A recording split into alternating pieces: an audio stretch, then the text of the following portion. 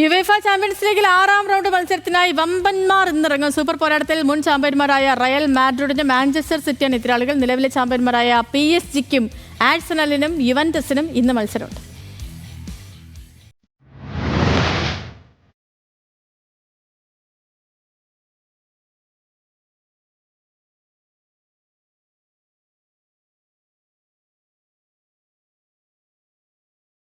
ഇഞ്ചോടിഞ്ച് മത്സരം തുടരുന്ന ചാമ്പ്യൻസ് ലീഗിൽ ഇന്ന് കരുത്തരുടെ പോരാട്ടം.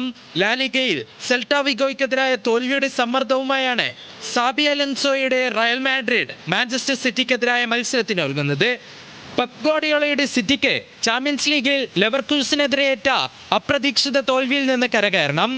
എർലിംഗ് ഹാലൻഡും കിലിയൻ എംബാപ്പയും നേർക്കുനേർ ഏറ്റുമുട്ടുന്ന പോരാട്ടമെന്ന പ്രത്യേകതയും സിറ്റി റയൽ മത്സരത്തിനുണ്ട്.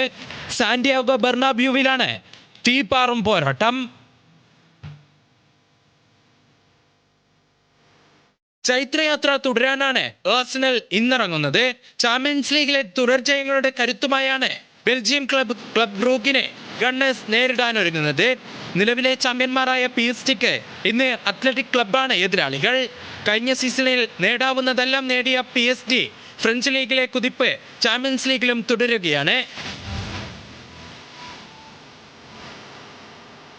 ഇറ്റാലിയൻ വമ്പന്മാരായ യുവന്റസ് സൈപ്രസ് ക്ലബ് പഫോസിനെയും ഡോട്ട്മണ്ടിനെ ബോഡോ ഗ്ലിമ്മറ്റുമാണ് എതിരാളികൾ. Sports desk, news Malayalam.